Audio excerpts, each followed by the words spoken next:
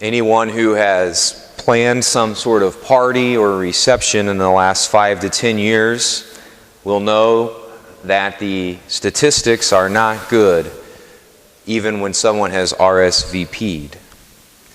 They tell you that you should expect 20 to 40% of the people who RSVP to a party to not show up.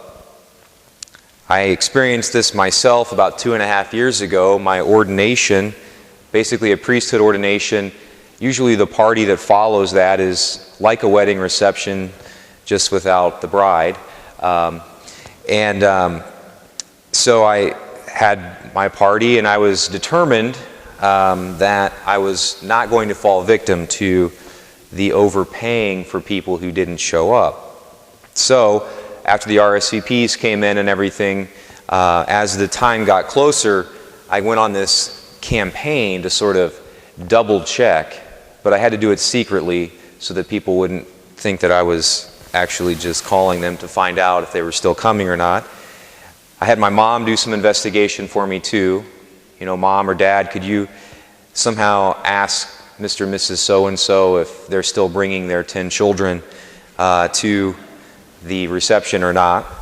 And I would scamper off and make notes after I had talked to a friend. And anyway, I was really proud of myself that I was pretty sure I wasn't going to lose a whole lot of money for the reception. And when it came time for the actual party, about 30% of the people didn't show up. And so despite all of the hard work that I had put in and double checking, it didn't matter. And I still paid way too much money for the people that weren't there. And the reason I bring that up, if you've had a party or whatever, I'm sure that you've experienced that as well. And the reason I bring that up is because I think it's a lot different. I've realized that it's a lot different to say we're going to go to something and to actually go. There is a big difference, really, when you think about it. It seems like a small difference, but it's not. To say we're going to go somewhere and to actually go are much different things. And the thing that I think that we can take away from the wise men today, the Magi, is that they went. They went. They got up off the couch, traveled a far distance. We don't know exactly where they originated from, but it says from the east, which means far away. So we know that they likely traveled over mountains and through deserts, through a difficult journey, weeks, in order to get to Christ.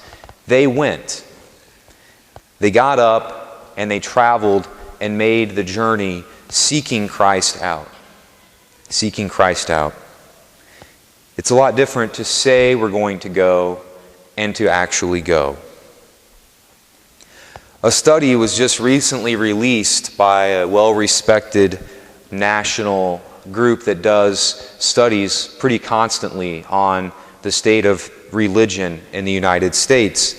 And they discovered what people have known, but it was official, that the third largest denomination in the United States is ex-Catholics.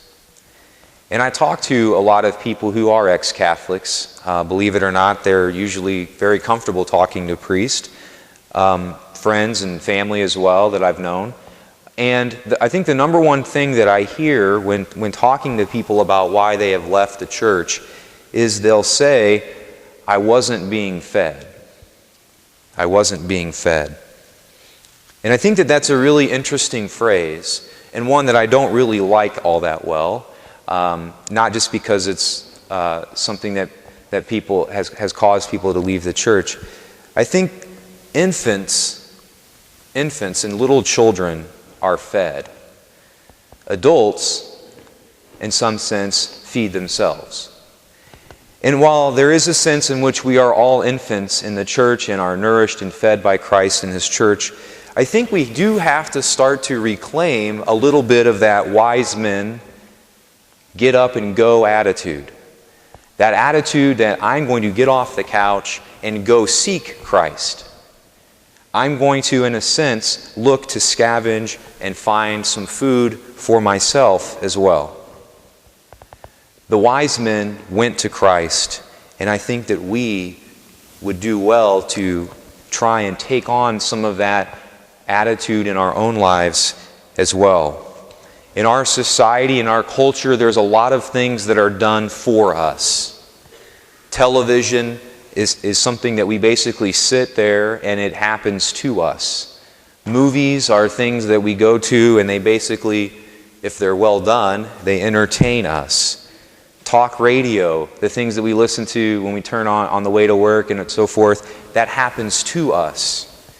And I think that a lot of times, a lot of people, it's just a part of our culture, we get into that attitude that in fact Christ ought to be something that is just simply done to us and we can sit back passively.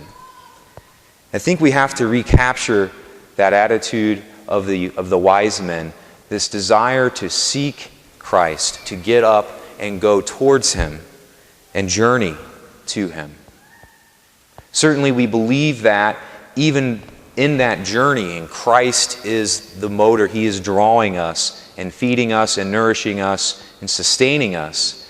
But there are times where when we're on that journey, it will feel as if it is us doing the walking. We have to cooperate with Christ in order to journey towards Him. He's not going to pick us up off the couch. We have to choose to cooperate with that, with Christ. And I pray that we have that spirit of the wise men more as a society and more as a people of God, where we will start to seek Him more. The invitation has been sent out, and we have RSVP'd. By being people of God, we have said, yes, we will come.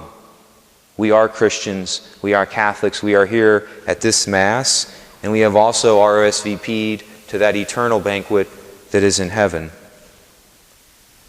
The question is, will we go? Will we go? We pray for the grace and the strength to cooperate with God's grace and to have the grace and the strength to seek Him more fully this day.